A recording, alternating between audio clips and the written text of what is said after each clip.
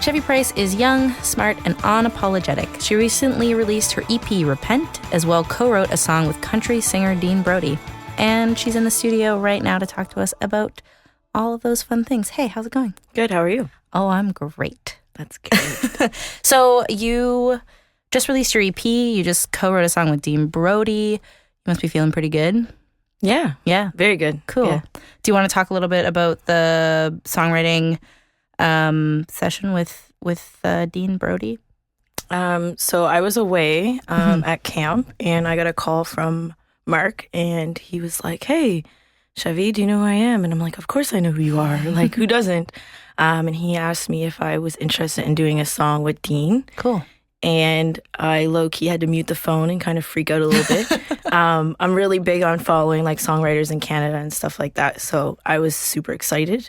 Yeah, and then he said that he listened to some of my stuff and that he was down to come and into the studio with me. Cool. So we went in with DJ IV, and I was like, he actually showed up. Like, this is super awesome.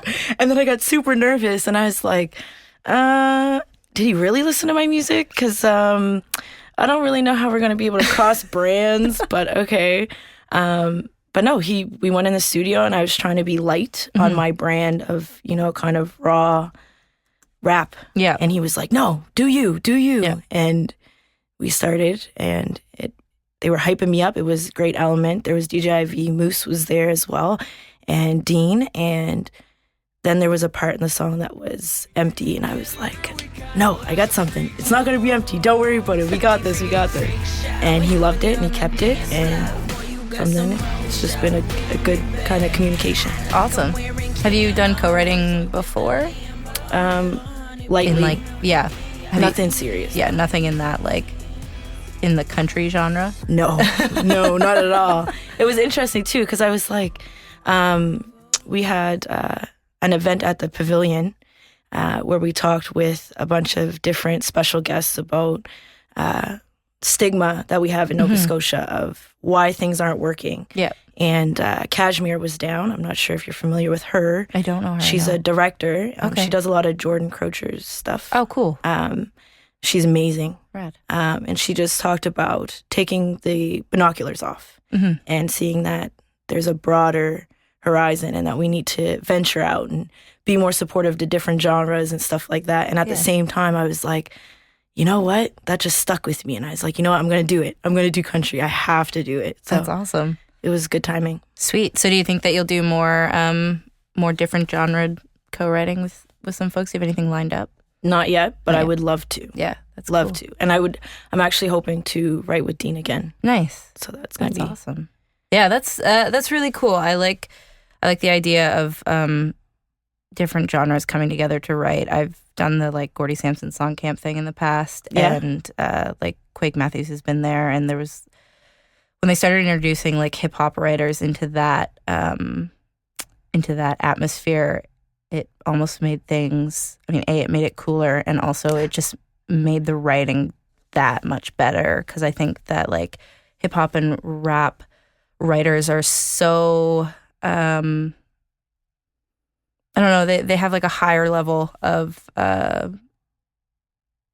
vocabulary than a lot of like, not to like put down folk singers or anything because I am one, but like they have like they keep things at a higher level and they're always moving really quick and fast paced, and I always find that very impressive. But yeah, I definitely agree. I think that it's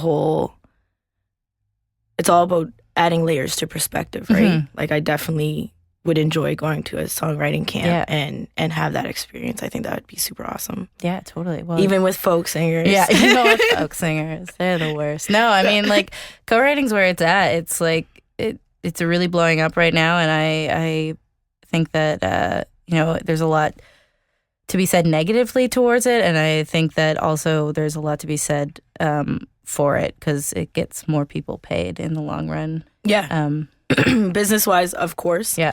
I think that with the, Beautiful Freak Show, I think that Dean was very bold, especially to make it the title track. Yeah. Especially where there could have been a lot of negative feedback, people saying like, country singers saying, oh, it's not your original country, or, rappers saying, oh, well, you sold out. And it's like, you know what? You can say whatever you want, Yeah. but the experience of, you know, having a country singer that listened to your stuff Yeah.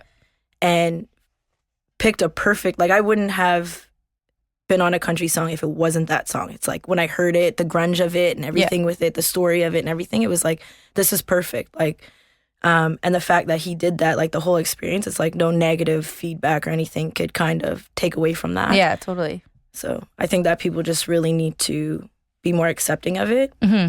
And then the music, it would be evolutional. Like it would it would be crazy. Yeah, there would be less divides.